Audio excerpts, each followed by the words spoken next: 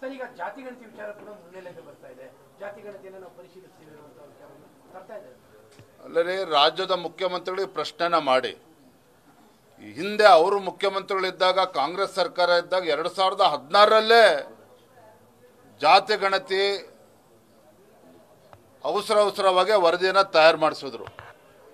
2016 ವರದಿ ಬಂದ ನಂತರದಲ್ಲೂ ಕೂಡ ಕಾಂಗ್ರೆಸ್ ಸರ್ಕಾರನೇ ಇತ್ತು, ಸಿದ್ದರಾಮಯ್ಯನವರು ಮುಖ್ಯಮಂತ್ರಿಗಳಿದ್ದರು. ಯಾಕೆ ಅದನ್ನು ಅನುಷ್ಠಾನ ಮಾಡೋದಕ್ಕೆ ಸಾಧ್ಯ ಆಗಲಿಲ್ಲ? ಚುನಾವಣೆಯ ನೆಪ ಒಡ್ಡೆ ಅದನ್ನು ಹಾಗೆ ಮುಂದೂಡಿದ್ರು. ಈಗ ಮತ್ತೆ ಅವರ ಕುರ್ಚಿ ಅಳ್ಳಾಡಬೇಕಾದ್ರೆ ಮತ್ತೆ ಜಾತಿ ಜನಗಣತಿ ವಿಚಾರವನ್ನು ಮತ್ತೆ ಮುನ್ನೆಲೆಗೆ ತರ್ತಾ ಇದ್ದಾರೆ. ಇವರು ಯಾವುದೇ ಕಾರಣಕ್ಕೂ ಅದನ್ನು ಇಂಪ್ಲಿಮೆಂಟ್ ಮಾಡೋದಕ್ಕೆ ಸಾಧ್ಯ ಇಲ್ಲ. It's unscientific report. ಇವತ್ತು ಬೇರೆ ಬೇರೆ ಸಮಾಜವೂ ಕೂಡ ಇದನ್ನು ವಿರೋಧ ಮಾಡಿದೆ. ಇದು ಯಾವುದೇ ಕಾರಣಕ್ಕೂ ಇದು ವರದಿ ಸರಿಯಾಗಿಲ್ಲ.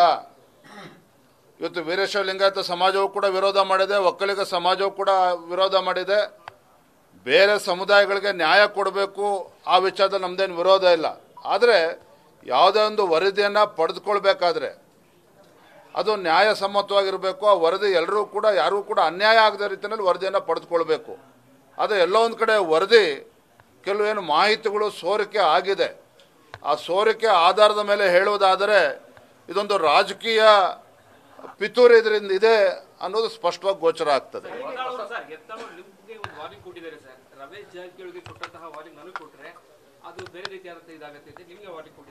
ತುಂಬ ಸಂತೋಷ. ಅವ್ರಿಗೆ ದೇವರು ಒಳ್ಳೇದು ಮಾಡಲಿ ಅಂತ ನಾನು ಹಾರೈಸ್ತೀನಿ. ರಾಜ್ಯದ ಅಧ್ಯಕ್ಷನಾಗಿ 1 ವರ್ಷಗಳ ಕಾಲ ನಿರಂತರವಾಗಿ ಈ ಭ್ರಷ್ಟ ಕಾಂಗ್ರೆಸ್ ಸರ್ಕಾರದ ವಿರುದ್ಧ ಹೋರಾಟವನ್ನು ಮಾಡ್ಕೊಂಡು ಬಂದಿದ್ದೇವೆ. ಭಾರತೀಯ ಜನತಾ ಪಾರ್ಟಿ ನಮ್ಮೆಲ್ಲ ಕಾರ್ಯಕರ್ತರು ಸಹಕಾರ ನೀಡಿದ್ದಾರೆ. ಇದೇ ಬೆಂಗಳೂರಿಂದ ಮೈಸೂರು ನಾವು ತೆಗೆದುಕೊಂಡಂಥ ಒಂದು ಐತಿಹಾಸಿಕ ಪಾದಯಾತ್ರೆ ಸಿದ್ದರಾಮಯ್ಯನವರು ಎಷ್ಟು ಆತಂಕದಲ್ಲಿದ್ದರು ಅಂತೇಳಿ ನಾನು ಹೇಳಬೇಕಾಗಿಲ್ಲ, ನಿಮಗೂ ಕೂಡ ಗೊತ್ತಿದೆ. ಹಾಗಾಗಿ ನಮ್ಮ ಕಾರ್ಯಕರ್ತರು ನನ್ನ ಕಾರ್ಯವೈಖರಿ ಬಗ್ಗೆ ಖುಷಿಯಾಗಿದ್ದಾರೆ, ಸಂತೋಷವಾಗಿದ್ದಾರೆ. ನನ್ನ ಮುಂದೆ ಒಂದು ದೊಡ್ಡ ಸವಾಲಿದೆ. ಭಾರತೀಯ ಜನತಾ ಪಾರ್ಟಿ ಇನ್ನೂ ಕೂಡ ಸದೃಢಗೊಳಿಸಿ ಮುಂದಿನ ದಿನಗಳಲ್ಲಿ ಸ್ಪಷ್ಟ ಬಹುಮತದೊಂದಿಗೆ BJPಯನ್ನು ಅಧಿಕಾರಕ್ಕೆ ತರಬೇಕು. ಆ ನಿಟ್ಟನ್ನು ಹೋರಾಟವನ್ನು ಮಾಡ್ತಾ ಇದ್ದೇನೆ, ಮುಂದೆನೂ ಕೂಡ ಮಾಡ್ತೇನೆ, ಯಶಸ್ವಿಯಾಗಿ ಮಾಡ್ತೇನೆ.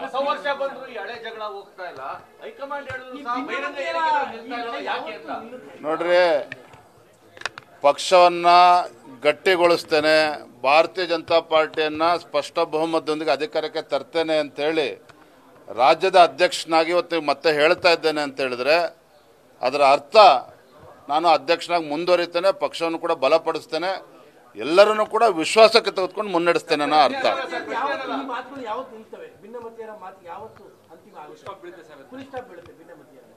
ಸದ್ಯದಲ್ಲೇ ಇದೆಲ್ಲದಕ್ಕೂ ಕೂಡ ಇತಿಶ್ಯ ಆಡ್ತಾರೆ ಕೇಂದ್ರದವರು. ಅದನ್ನು ನಾನು ಕೂಡ ಒಪ್ಕೊಳ್ತೇನೆ. ಮೊನ್ನೆ ದಿನ ಕೊಪ್ಪಳದಲ್ಲಿ ಮಾತನಾಡಬೇಕಾದ್ರೆ ನಾನು ರಮೇಶ್ ಜಾರಕಿಹೊಳಿ ಬಗ್ಗೆ ಹೇಳ್ಬೇಕಾದ್ರೆ ಆ ಮಾತನ್ನೇ ಹೇಳಿರೋದು. ಯಡಿಯೂರಪ್ಪನವ್ರ ಬಗ್ಗೆ ಮಾತನಾಡಬೇಕಾದ್ರೆ ಸ್ವಲ್ಪ ಎಚ್ಚರಿಕೆ ಇರಬೇಕು. ಯಡಿಯೂರಪ್ಪನವರೊಬ್ಬ ಹೋರಾಟಗಾರರು. ಭಾರತೀಯ ಜನತಾ ಪಾರ್ಟಿ ನಗರಕ್ಕೆ ಸೀಮಿತ ಆಗಿರ್ತಕ್ಕಂಥ ಪಕ್ಷವನ್ನು ಇವತ್ತು ಹಳ್ಳಿಗೆ ತೆಗೆದುಕೊಂಡು ಹೋಗಿದ್ದಾರೆ ಅಂತ ಹೇಳಿದರೆ ಹಿರಿಯ ನಾಯಕರ ಜೊತೆಗೆ ಯಡಿಯೂರಪ್ಪನವರ ಕೊಡುಗೆ ಅಪಾರವಾಗಿರ್ತಕ್ಕಂಥದ್ದು. ಹಾಗಾಗಿ ಯಡಿಯೂರಪ್ಪನವ್ರ ಬಗ್ಗೆ ಮಾತನಾಡಿದ್ರೆ ಕಾರ್ಯಕರ್ತರಿಗೂ ನೋವಾಗ್ತದೆ.